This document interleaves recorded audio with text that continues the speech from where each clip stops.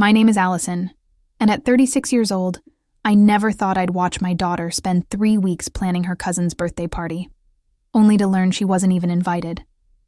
We'd poured our hearts, our time, and $4,300 into making it perfect. And then the truth came out. Mia wasn't on the list because she uses a wheelchair, so we stayed home. We didn't go. We just sent a gift, a quiet little package with a message they weren't expecting. And when they opened it, half the guests walked out, because suddenly the story wasn't so shiny anymore. The invitation hadn't been lost or stuck in spam. No, everyone else had gotten theirs. The glittering animated email with bouncing animals and jungle drums, the big loud, "You're invited."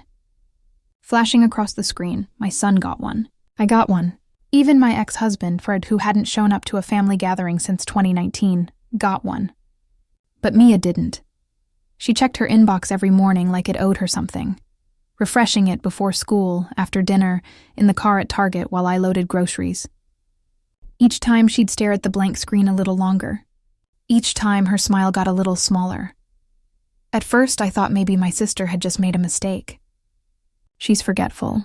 She's always been that way, juggling 3 kids, a full-time job, and an ego big enough to need its own calendar. I convinced myself she'd overlooked Mia's email.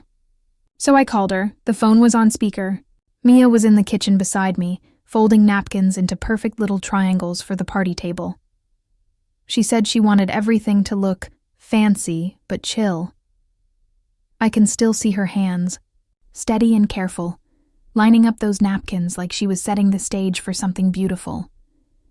My sister answered on the second ring. "Hey," she said, all breezy and upbeat. "Hey," I replied, trying to sound casual, like this wasn't going to be the moment that broke something between us. I think Mia's invite didn't come through. There was a pause. The kind of silence that means someone's deciding how much truth to let out. Then she sighed. "Yeah, so Tyler asked if she could, not come." I blinked. I thought maybe I'd misheard her. "I'm sorry, what?" She exhaled again, like I was the one making this hard. "He just wants it to be fun, light. And with the chair and everything, it might be a bit much. A bit much." I didn't say a word. I just looked at Mia. She had stopped folding. Her hands were still, her eyes fixed on the table. She didn't cry, she just disappeared into herself. I hung up. I didn't trust myself to speak. The kitchen felt too quiet, except for the dishwasher humming and the faint jungle party music playing from the Bluetooth speaker. Then Mia whispered, "He doesn't want me there." Not a question. A statement. Something in my chest cracked, but I kept my face calm. When your child's heart is breaking, they don't need to see yours do the same. "He's an idiot," I said softly. "You made half this party happen." She nodded without looking up.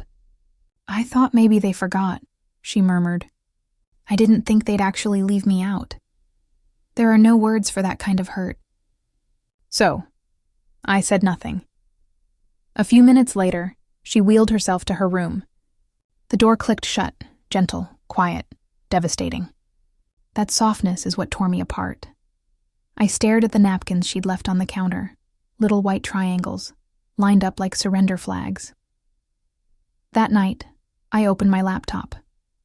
The spreadsheet glowed on the screen, every dollar I'd spent to help. My sister had called me generous, said she couldn't have done it without me. $2,800 for the venue, $300 for the magician, $450 for decorations, $200 for catering extras, $550 for favors, balloons, and printed signs. $4,300 total, and that wasn't counting the late-night Target runs, or the hours Mia had spent designing the welcome board on Canva. They hadn't just left her out. They'd let her build the party, and then locked the door. I sat with that guilt for a long time, letting it gnaw at me. I'd thought being helpful made me a good person, a good sister, a good example for my kids. But all I'd done was bankroll the moment that broke my daughter's heart. That's when I decided we weren't going. None of us. Not Mia, not her brother, not me. But we were sending something.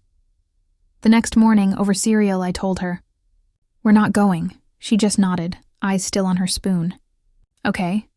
But," I added, We're sending a gift." Her head tilted. "What kind of gift?" "One they won't forget." Her lips twitched. "Like a flaming bag of dog poop?" I laughed. Tempting. But no, she grinned, the first real smile since the call. "Will I get in trouble for it?" "Definitely not. Will they?" "Hopefully," she nodded. "I'm in." And just like that, something in the air shifted. Not forgiveness, but power. We didn't say much after that. We just started planning. It wasn't about revenge. It was about truth. I wanted the truth to show up at that party, sit itself right beside the cake, and stare everyone in the eye, because this wasn't just about a missed invite. It was about years of silence. I didn't always understand my role in the family, but my sister sure did. She'd figured it out early. Cry at the right moment, stay helpless long enough to stay loved. I, on the other hand, was the responsible one, the fixer, the wallet, the person who made sure no one else's mess showed. Such a giver, Mom used to say. No, just conditioned. My sister learned that if she fell apart, I'd glue her back together. When she got pregnant with Tyler, she showed up at my door in tears, jobless, scared, broke. I took her in, fed her, housed her, 8 months, rent-free. Then she got her boyfriend back, and suddenly she had boundaries. "We need space now." "You understand." Of course I did. That's what responsible people do. They understand. Fast forward 12 years, and here we are. My daughter gets cut from the party she helped create, and my sister treats it like a scheduling error. The chair was a logistical issue, not a person. And the worst part? It didn't surprise me, because this wasn't new. This was a pattern. I remember the first Christmas photo that didn't fit Mia's chair. "We'll crop it tighter," my sister said. And we did. It looked fine, unless you knew what was missing. I told myself it didn't matter. Then the year after that, the outdoor birthday on the grass, where her wheels sank into the dirt. "Didn't think about that part," they'd said, like her access was an afterthought, not a child. Every time I stayed quiet. Because saying something meant admitting it was deliberate. And once you see that truth, you can't unsee it. But now I see it clearly, and I'm done being quiet. After I told Mia we were skipping the party, things felt lighter. Not easy, but lighter. She didn't ask what the gift was. Maybe she didn't need to. Maybe she just trusted me to make it right. Her brother, though, he was furious. "They're garbage people," he muttered at dinner. "I hope the cake collapses." I didn't argue. He wasn't wrong. "I hope the magician quits mid-trick," he added, "and tells everyone Santa's fake." "Too far," Mia said, laughing for the first time in days.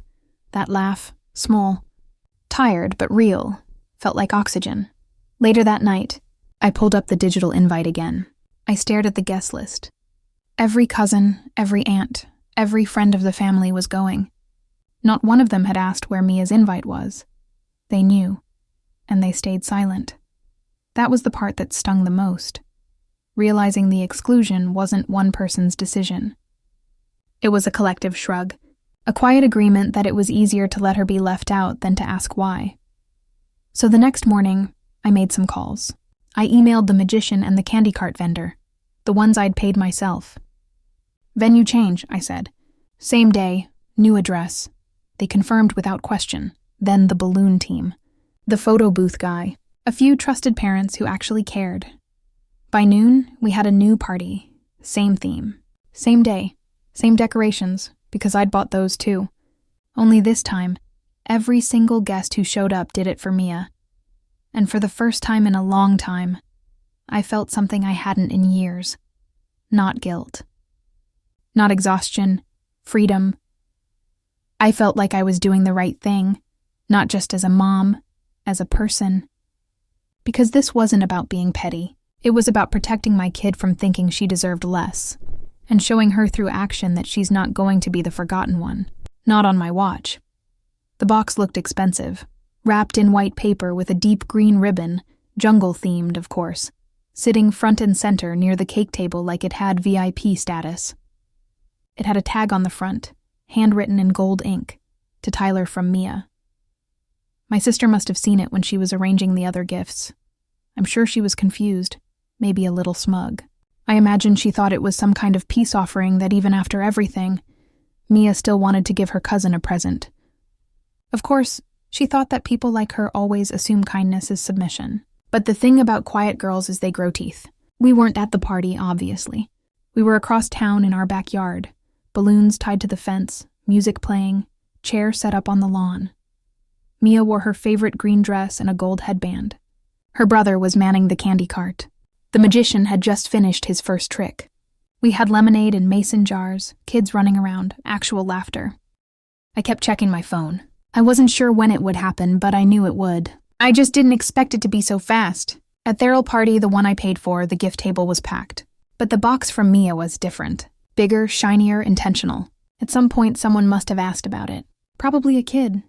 They always noticed the biggest present first. What's this one? Oh, that's from Mia. My sister must have said.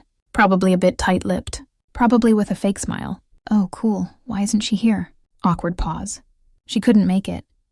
Someone inevitably decided it was time to open the box. Inside, a single tablet fully charged. Press play, so they did. The video starts with a soft piano melody in the background. Then a clip of Mia at the kitchen table carefully assembling the goodie bags. Then her voice, calm and clear. Hi, I'm Mia. I helped make a lot of this party. It picked out the candy. I helped design the signs. I tied the ribbons on every single jar because I wanted everything to look amazing for my cousin. Cut to her holding a jar and smiling. I was really excited to come, but I didn't get invited because I use a wheelchair. Gasp. That's not an exaggeration. I've seen the video down multiple times. You can hear it a few soft, "Oh my God," whispers. Someone saying, "Wait, what?" A dad in the background mutters, "You've got to be kidding me." But the video keeps going. Mia again, still calm, but a little more serious. I didn't want to make a scene. I just wanted people to know what happened, because if it happened to me, it's probably happened to other kids too. And then the kicker. If you believe every kid deserves to feel welcome, we're having our own party today. There's food and games and music and everyone's invited, even if you're different. Especially if you're different. The screen fades to black. Then one line appears. Address is on the back of the tag. The silence afterward was heavy. And then it broke. Not into laughter, into movement. First, a couple of parents started whispering. Then, Anna Mom said loud enough to be heard, "Wait, she wasn't invited because of her wheelchair." Another added, "She helped plan the party." Then a dad, "I thought she was sick or something. This is messed up." And then slowly, one family got up and left. No drama, just packed up and walked out. Then another and another. Kids started asking questions. Why wasn't Mia invited? Did Tyler not like her? Wait, didn't she make the name tags? And then one little girl said loud and clear, "That's mean." I almost felt bad for my sister. Almost. But here's the thing. You don't get to exclude a killed and then play victim when the truth shows up in high definition. The best part, the magician never arrived. The candy cart not there either because they were in my backyard with us. We had the magician pulling card tricks for me's friends' kids giggled around the snack table, and parents showing up one by one, looking a little dazed, a little angry, but mostly relieved. Relieved that someone finally said it. One mom hugged me and whispered. I didn't know what happened. I just knew it felt wrong. Another dad dropped off his twins and stayed for the entire event. Helped clean up too. By 3 p.m., our backyard was full. By 3:30, I got a text from a cousin. Half the party walked out. "Your sister's flipping out." The video was brutal. Also, hey, can I get the address back at the original party? I heard Tyler locked himself in the bathroom. I don't know if he was embarrassed or just overwhelmed. Maybe both. He's 12. I can't pretend he's innocent, but I won't pretend he's the villain either.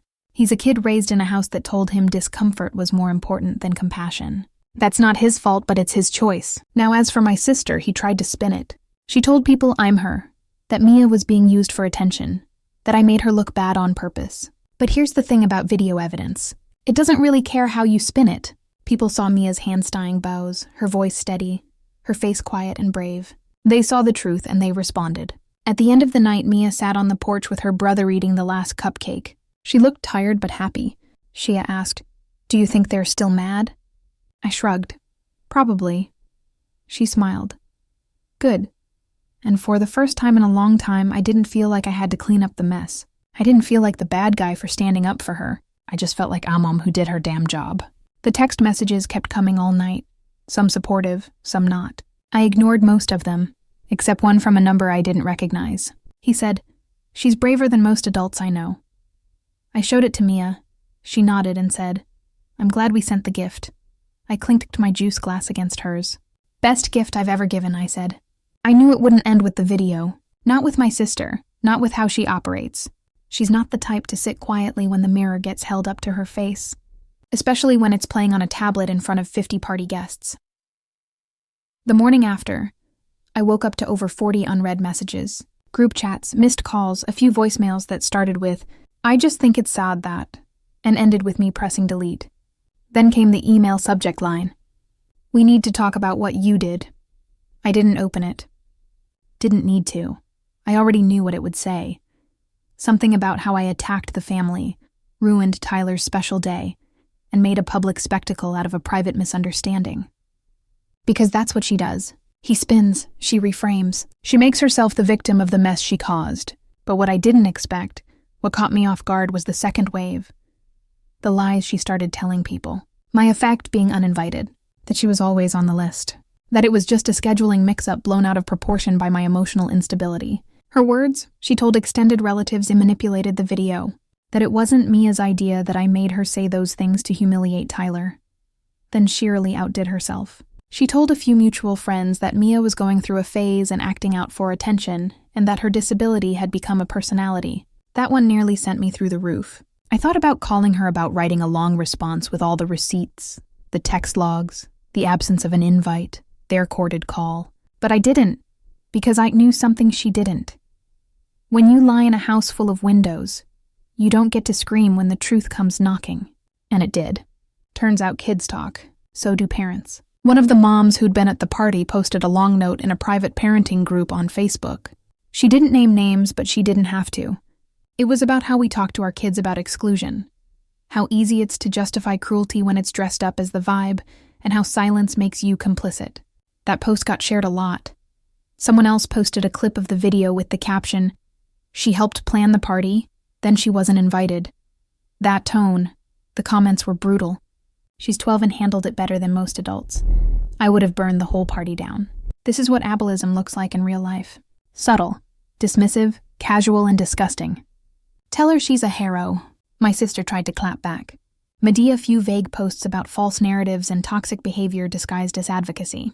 Didn't work because the thing about public sympathy is that it only works when people still believe you deserve it. He finally texted me 3 days later. He went too far. We could have talked, but now it's beyond repair. Hope you're happy.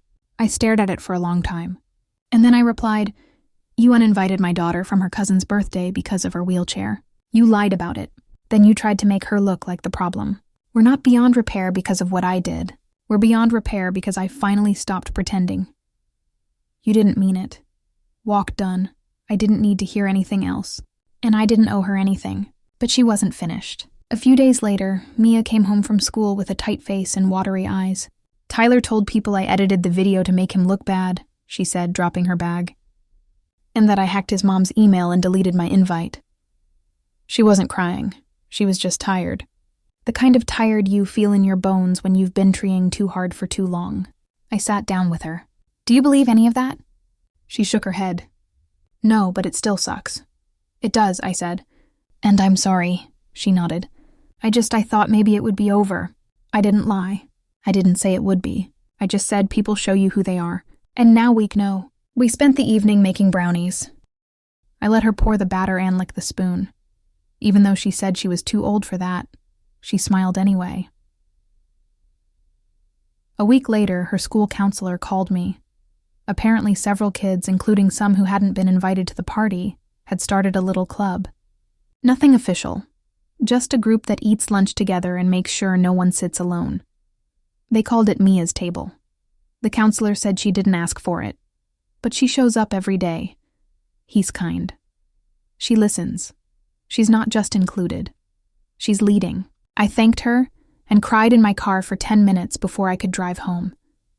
By the end of the month, things were quiet. My sister stopped posting. Tyler kept his distance at school. My parents called once, left a voicemail that said, "We hate being in the middle. Can't you two just work it out?" I didn't respond because they weren't in the middle. They were just silent, and silence is a side. I quietly pulled back from everything. No more group texts, no more holiday planning, no more helping with just one more thing. I even returned the last invoice for the party to the vendor. Marked it canceled by request. Left her to figure out the mess herself. Felt good. Not vengeful. Just clean. Like closing a tab that had been draining my battery for years. One night, Mia and I sat on the porch wrapped in blankets.